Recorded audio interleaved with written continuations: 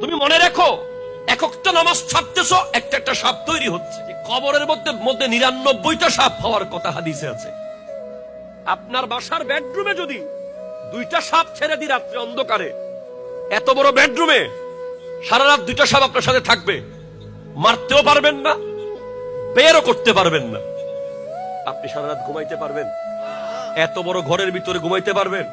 অন্তত ঘরের ভিতরে তো আপনি এই পাশ থেকে ওই পাশে দৌড়ে যেতে পারবেন। সাপ এদিক থেকে আসলে ওইদিকে যাবেন, এদিক থেকে আসলে ওইদিকে যাবেন। কিছুক্ষণ সাপ থেকে বাঁচার সুযোগ আছে, দুই পাশ থেকে এসে গেলে আত্মবাঁচার সুযোগ নাই। যতটা গুনাহ হবে ততটা সাপ হবে,